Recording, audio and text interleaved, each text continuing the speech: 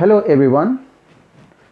Today I am going to discuss a very important, very imperative topic for you, and that is the syllabus of various examinations, various competitive examinations conducted in India. These examinations are Bank Probationary Officer Examination and Clerk as well, CDS Combined Defense Services, NDA, CPO, SSC, SSC Mains, CPF, RIMC Rashtriya Indian Military College, PCSJ, HJS, ARO Assistant Review Officer. This examination is conducted in High Court.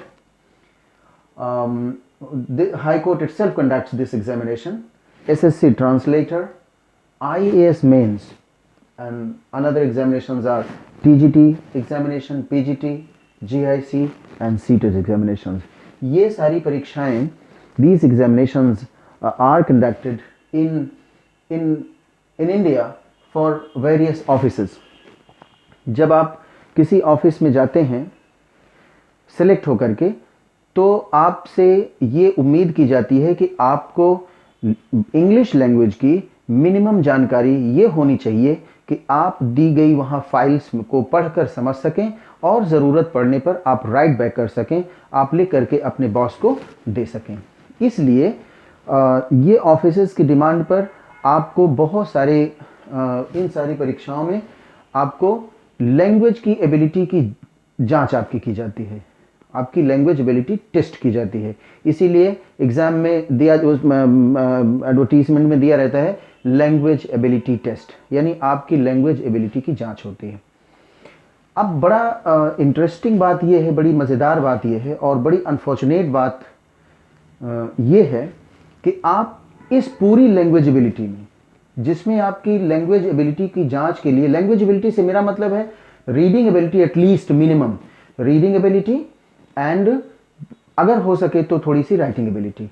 तो reading ability और writing ability के लिए आपको आपकी ability की जांच करने के लिए ये सारे सिलेबस तैयार किए गए हैं. इन माध्यमों से आपकी लैंग्वेज एबिलिटी की जांच होती है.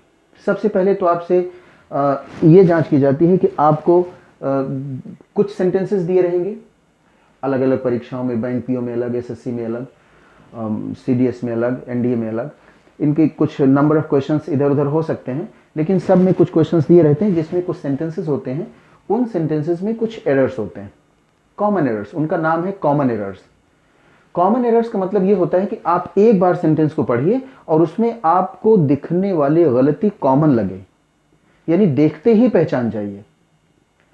अगर आप देखते ही नहीं पहचान पा रहे हैं तो इसका मतलब वो एरर कॉमन एरर नहीं है. इसका मतलब आपकी तैयारी उस लेवल की नहीं है कि वो आपको कॉमन लगे.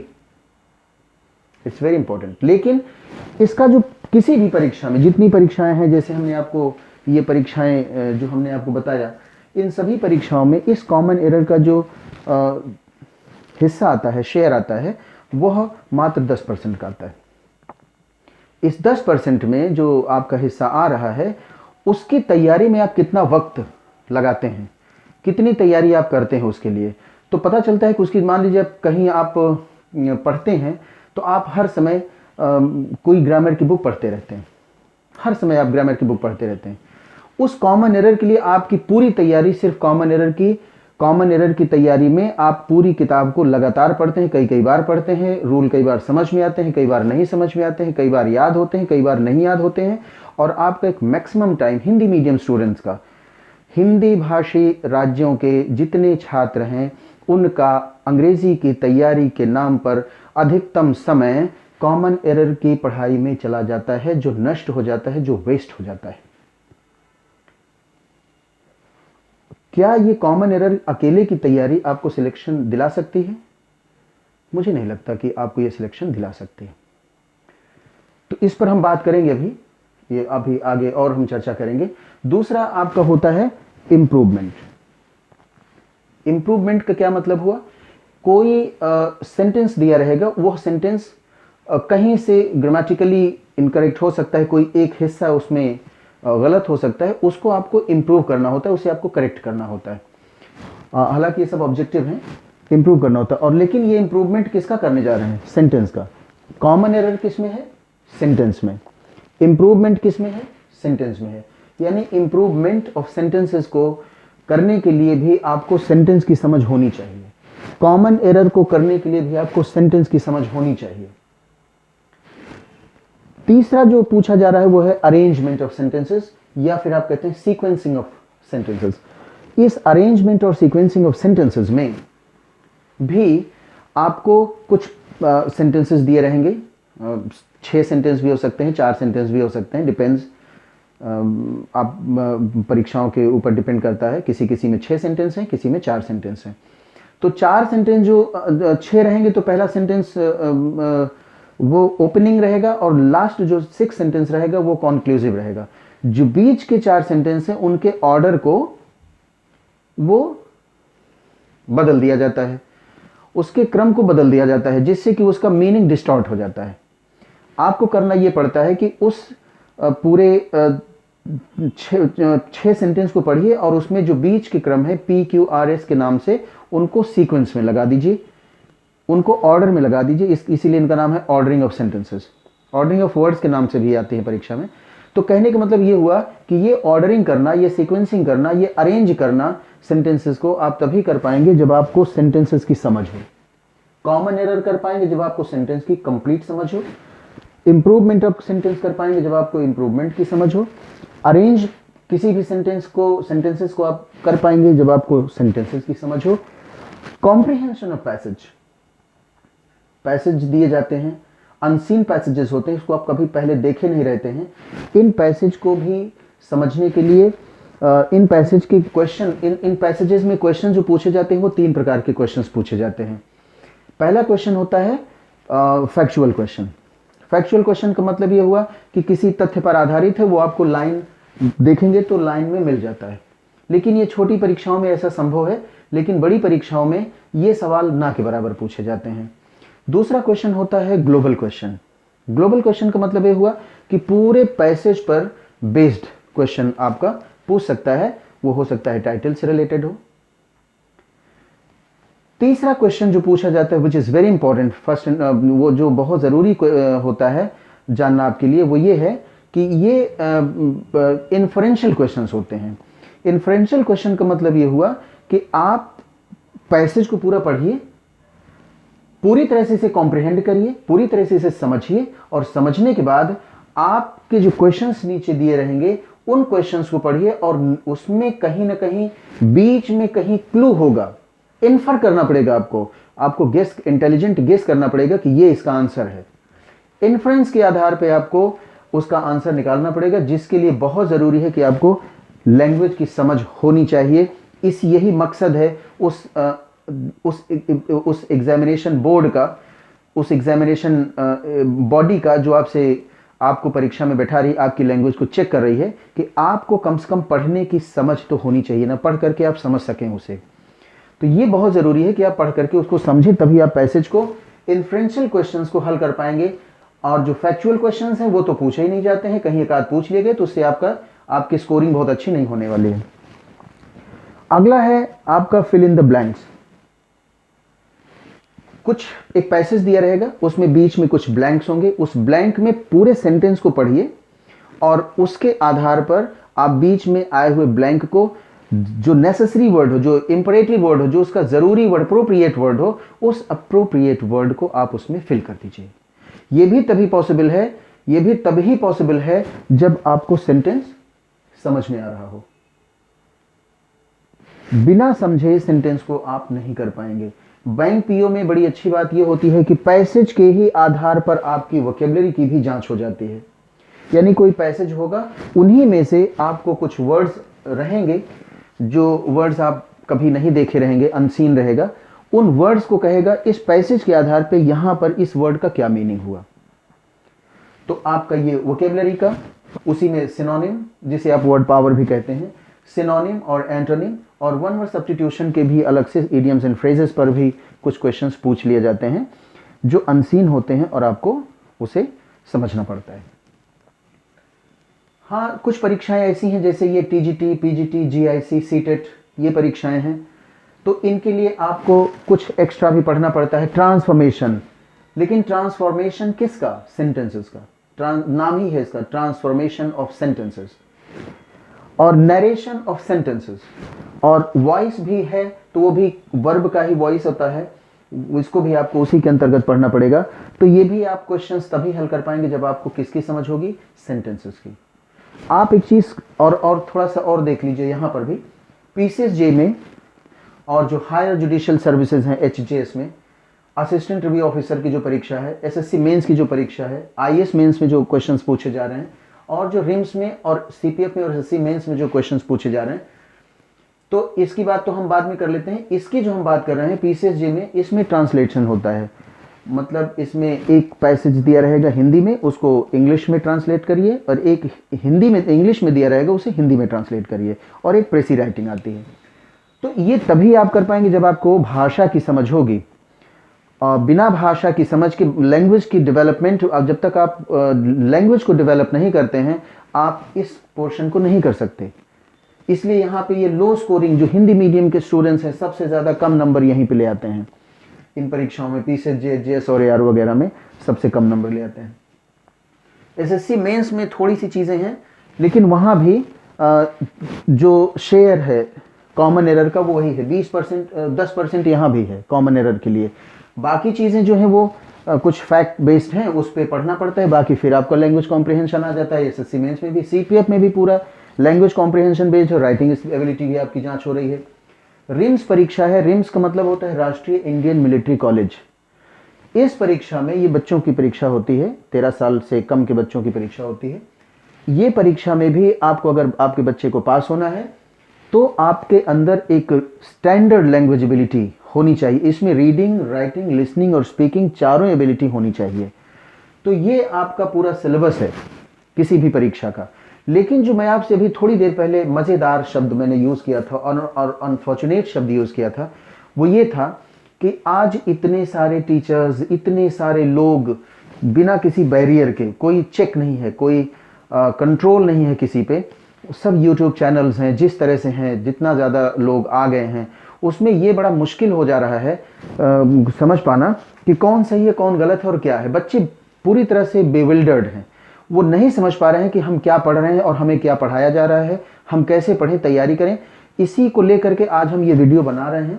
आप इसको देखिए, समझिए, और तब आप जज करिए। और पूरे जितने यूट्यूब में आप सर्फ करते जाइए, कंटिन्यूअसली आप सर्फ करिए, आप देखेंगे कि there are so many teachers, there are so many people who are teaching English language, I don't know what, they are all teaching the rules of common errors, nothing else। आप उठा के videos देख लीजिए, जितने YouTube पे हैं, कहीं ना कहीं आपको वो डाउट सेशन के नाम पर भी या किसी ऐसे के नाम पर भी वो आपको कहीं नाउन के रूल पढ़ा रहे हैं, कहीं प्रोनाउन के रूल पढ़ा रहे हैं, कहीं वर्ब के रूल पढ़ा रहे हैं, कहीं वो प्रीपोजिशन समझा रहे हैं, यही सब समझा रहे हैं। लेकिन ये जो पूरा समझा रहे हैं, ये मैंने कहा 10% का सिलेबस है। ये जो 90%, 15% मान लीजिए सीडीएस में ये 15% हो जाता है कॉमन एरर का एनडीए में, लेकिन बाकी मान लीजिए 80% सिलेबस आपका जो यहाँ पे है कॉम्प्रिहेंशन बेस्ड, ये 80% सिलेबस है, ये कॉम्प्रिहेंशन बेस्ड सिलेबस आपका है।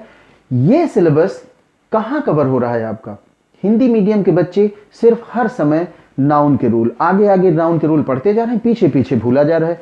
जब तक प्रोनाउन शुरू करते हैं, नाउन पूरी तरह जा चुका है, फिर वो बैठते हैं रिवीजन के लिए। पूरे समय वो कॉमन एरर की किताबें, मोटी मोटी कॉमन एरर की किताबें उनके पास होती हैं, और इसके नाम पर improvement of sentences, arrangement, comprehension, fill in, ये जो रैपिड फिलर्स हैं, वोकेबलरी है, इन सब के नाम पे एक दूसरा वॉल्यूम आ जाता है किताबों का। Market, the whole market is fluxed with all these kind of books, unnecessary books, जिसमें लैंग्वेज लर्निंग का बिल्कुल भी चांस नहीं है। ये किताबें जो दूसरा वॉल्यूम आ रहा है, वो उन बच्चों के लिए है जिनकी इंग्लिश ऑलरेडी काफी ज्यादा इंप्रूव्ड है और वो इस पे प्रैक्टिस करें। तो प्रैक्टिस के लिए आपकी लैंग्वेज एबिलिटी तो चाहिए, लैंग्वेज एबिलिटी आप में है नहीं। तो जब आपके अंदर लैंग्वेज एबिलिटी नहीं है, तो आप इन क्वेश्चंस को नहीं कर पाएंगे। आप मजबूर होकर के कॉमन एरर के सवाल 15% पर पूरी एनर्जी, पूरा टाइम, पूरा पैसा, पूरा समय आप इसी पे वेस्ट करते रहते हैं। कैसे होगा इसे? तो इस 85% ऑफ सिलेबस को कवर करने के लिए आपको क्या पढ़ने की आवश्यकता है? क्या पढ़ें आप? It's $1 million question. This is $1 million question for every student preparing for competitive examination, कि हम इस 85% ऑफ सिलेबस को पर कमांड करने के लिए कैसे, कौन सी तैयारी करें, कौन सी बुक हमारे साथ खड़ी है. तो मैं आपको एक और मजेदार एग्जांपल देना चाहता हूं. वो एग्जाम्पल ये है कि मान लीजिए एक छोटा सा एग्जाम्पल, कोई किताब मान लीजिए, कोई भी बुक मान लीजिए, रेन एंड मार्टिन को ले लीजिए. रेन एंड मार्टिन की जो बुक है, ग्रामर की बुक है, वो उसमें रूल्स दिए गए हैं सर. वो बुक 9th और 10th स्टैंडर्ड के लिए है, अपर मिडिल क्लास के लिए. तो जो हायर मिडिल क्लास है, उसमें उस पुस्तक को इंट्रोड्यूस किया जाता है. रेन एंड मार्टिन यहाँ के नहीं रहे होंगे, वो जहाँ के भी रहे होंगे, तो वो पुस्तक उनके देश में वो बनी होगी, तो उनके बच्चों के लिए भी वो 9th और 10th में ही दी जाती रही होगी. उस पुस्तक को भारत में भी लाया गया, तो यहाँ पर भी वो इंग्लिश मीडियम के बच्चों को वो पुस्तक दी जाती है. किसको दी जाती है? इंग्लिश मीडियम स्टूडेंट्स को. इंग्लिश मीडियम के स्टूडेंट्स उस पुस्तक को उस समय पा रहे हैं जब उनको रीडिंग, राइटिंग, लिसनिंग और स्पीकिंग में प्रोफिशिएंसी है. यानी 8 तक इंग्लिश मीडियम का बच्चा रीडिंग भी अच्छी से जानता है, राइटिंग भी अच्छे से जानता है, लिसनिंग भी अच्छी कर लेता है और स्पीकिंग भी अच्छी कर लेता है. उसको तब ग्रामर के रूल दिए जा रहे हैं. हमारे जो हिंदी मीडियम के छात्र हैं, इनको ये पुस्तक या ऐसी इस पर आधारित बहुत सारी ग्रामर की बुक तब दी जा रही है जब वह उसको लैंग्वेज की न उसे रीडिंग आती है, न उसे राइटिंग आती है, न उसे लिसनिंग आती है, न उसे स्पीकिंग आती है. उसके बाद उसको ये ग्रामर के रूल्स दिए जा रहे हैं. आप बताइए कि क्या हिंदी मीडियम का छात्र ऐसा कुछ कर पाएगा? ऐसी कोई समस्या का समाधान उसके लिए मिल जाएगा? बिल्कुल नहीं मिलेगा. तो फिर करे क्या वो? उसको क्या करना पड़ेगा? जी हाँ, ये उसे करने के लिए उसको सबसे पहले सिलेबस को कायदे से समझना पड़ेगा. फिर से एक बार मैं आपको बताता हूं और ये समझाना चाहता हूं कि आपको क्या पढ़ना है. तो कॉमन एरर्स किसमें? सेंटेंसेस में. आप जरा सेंटेंस वर्ड को देखिए. Notice the word sentence in the whole syllabus. Just notice the word sentence in the whole syllabus. Common errors in sentences. Improvement of sentences. Arrangement or sequencing of sentences. Comprehension of sentences. Fill in the blanks. I mean rapid fillers in sentences. Vocabulary in sentences. Transformation of sentences. Narration of sentences. Voice in sentences. Similarly, translation of sentences.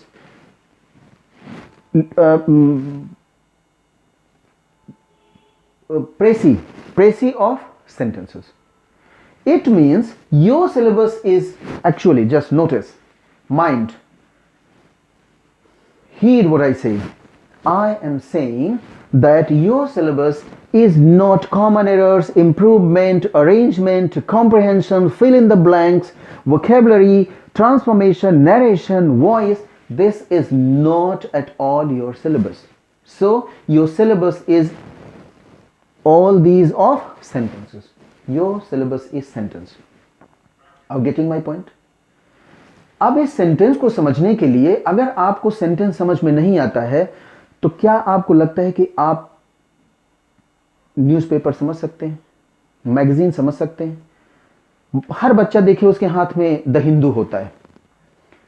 The Hindu लेकर के वो क्या कर रहा है? वो vocabulary के कुछ वर्ड डिफिकल्ट मिल गए तो उनको नोट कर लिया. Why are you noting down the words? अलग से आप नोट करते हैं, उसकी मीनिंग लिख लेते हैं, फिर आप भूल जाते हैं. क्यों आप ऐसा कर रहे हो? न्यूज़पेपर आप पढ़ते हो, आपको उसका उसके भीतर जो सेंस है वो नहीं समझ में आता है. मैगजीन्स हैं, जैसे वर्ड फोकस है, सेमिनार है, मेन स्ट्रीम है, ऐसे और बहुत सारी अच्छी अच्छी मैगजीन्स हैं जो आप नहीं पढ़ पाते हो, आप जानते भी नहीं हो, उनको आप पढ़ते भी नहीं हो. पढ़ते हो तो समझ में भी नहीं आता है. जो टेक्स्ट हैं, इंग्लिश टेक्स्ट है, लिटरेचर है, वो आपकी समझ के परे है, आप नहीं समझ पाते हो, क्योंकि उस सब में सेंटेंसेस होते हैं, उन सेंटेंसेस का एक फील होता है। तो सबसे पहली चीज़ ये है कि आपको सेंटेंस को पढ़ने की ज़रूरत है, ये पूरा सिलेबस कवर हो जाएगा आपका। क्योंकि एक सेंटेंस का फॉर्मेशन क्या होता है, एक सेंटेंस में क्या क्या होती है, एक सेंटेंस में सब कुछ होता है, एक ही सेंटेंस में सारा कुछ होता है। एक सेंटेंस का एक बॉडी होता है, ब्लॉक्स होते हैं, आइडिया ब्लॉक्स होते हैं। उन आइडिया ब्लॉक्स को अगर आप समझ लेते हैं तो उसमें आए हुए वर्ड्स को समझ लेते हैं, उसमें आए हुए फ्रेजेस को समझ लेते हैं, उसमें आए हुए जितने क्लॉजेज हैं उनको समझ लेते हैं, उसमें आए हुए उनसे बने हुए क्लॉजेस के माध्यम से बने हुए सेंटेंसेस को समझ लेते हैं, उसका प्रैक्टिकल एप्लीकेशन न्यूज़पेपर मैगजीन में कर लेते हैं, उसका प्रैक्टिकल एप्लीकेशन आप पैसेज में कर लेते हैं, अरेंजमेंट में कर लेते हैं, अपने क्लोज पैसेज में कर लेते हैं। तो सेंटेंस अगर आपकी समझ में पूरी तरह से उसकी बॉडी, उसके भीतर का inner environment, the inner environment of a sentence, सच ये है कि आपको किसी भी सेंटेंस का इनर एनवायरनमेंट नहीं पता है, इसलिए आप लैंग्वेज लर्निंग में बहुत पीछे हो, और यह लैंग्वेज लर्निंग कहीं भी नहीं हो रही है। आप उठा के YouTube देख लीजिए, और आपके आसपास भी अगर टीचर पढ़ा रहे हो तो उनको भी देख लीजिए, आप यकीनन पाएंगे। शायद हमसे आप हो सकता है, मैं माफ़ी भी चाहूँगा कि अगर आप ये बात कह रहे हैं, मतलब आपको ये लग रहा हो कि मैं किसी की आलोचना, नहीं, मैं बिल्कुल I am not criticising anyone. आप खुद जांच करो कि आप देखेंगे कि YouTube चैनल्स पर जो भी हैं या अन्य जो ऑफलाइन क्लासेस हैं उसमें भी आप देखेंगे कि इंग्लिश लैंग्वेज के नाम पर आपको कॉमन एरर्स के रूल्स बताए जाते हैं, वो डिस्कस किए जाते हैं, और हर समय बच्चा सिर्फ ये पूछता है कि इसमें क्या गलती है, इस सेंटेंस में क्या गलती है, सिर्फ गलती वो ढूंढता रह जाता है, वो कॉम्प्रिहेंशन पर काम ही नहीं करता है। ना कोई टीचर काम करता है, ना बच्चा काम करता है, इसलिए सबसे पुअर रिजल्ट। मैं रवि शुक्ला, प्रयागराज से, और प्रयागराज में हिंदी मीडियम के बच्चे जो हैं वो बैंक पीओ के बारे में सोच नहीं पाते हैं। आई एम सॉरी टू से, बट यस, हिंदी मीडियम के बच्चे बैंक पीओ के बारे में नहीं सोच पाते हैं, उनकी हिम्मत नहीं पड़ती है। वो एसएससी मेंस के बारे में सोच नहीं पाते हैं, उनकी हिम्मत नहीं पड़ती है। वो बहुत सारी ऐसी परीक्षाएं हैं जो इन परीक्षाओं के अतिरिक्त हैं, जैसे लेखपाल है, दरोगा है, सिपाही है, और तमाम छोटी छोटी परीक्षाएं। उन परीक्षाओं में अपने जॉब को सिक्योर करना चाहते हैं, लेकिन वो हिम्मत नहीं करते हैं कि इन परीक्षाओं में कॉन्फिडेंटली बैठें, क्योंकि उनके अंदर लैंग्वेज की एबिलिटी नहीं आई है। लैंग्वेज एबिलिटी के लिए आपको चाहिए एक सही डायरेक्शन, एक सही मार्गदर्शन, एक सही दिशा, और लैंग्वेज का पूरा चीरफाड़, और उसका प्रैक्टिकल एप्लीकेशन। मैं एक बात आपको और बताना चाहता हूं कि जो कमेंटेटर होता है, मैं इसको थोड़ा सा एक अलंकारिक भाषा में कहें, फिगरेटिव वर्ड यूज करें, तो वो ये कि ये जो लैंग्वेज है, इसको समझने के लिए आपको सच में लैंग्वेज की समझ होनी चाहिए, आपको लैंग्वेज आनी चाहिए। ये वैसे ही है, प्रैक्टिकल एप्लीकेशन की मैं बात कर रहा हूं। जैसे बहुत सारे कमेंटेटर्स हैं जो कभी क्रिकेट नहीं खेले, वो रेडियो पे भी कमेंट्री करते हैं और टीवी पर भी कमेंट्री करते हैं। वो कमेंटेटर्स कभी भी क्रिकेट नहीं खेले, लेकिन वो रूल्स बता सकते हैं, ये हुआ, वो हुआ, ऐसा हुआ, वैसा हुआ, सारी बातें वो बता सकते हैं। लेकिन एक जो क्रिकेटर जिसने खेल रखा है, वो एक्चुअल में आपको सिखा भी देगा, आपको बता भी देगा, और आपको सब कुछ समझा भी देगा। तो सबसे इंपॉर्टेंट बात है कि आप इस पूरी लैंग्वेज को समझिए, इसके भीतर के एनवायरनमेंट को समझिए, इसके भीतर की बॉडी को समझिए, भीतर के यूज हुए पार्ट्स को समझिए, तब उसके बाद आप ये कर पाएंगे, सच में कर पाएंगे, और यकीनन कर लेंगे।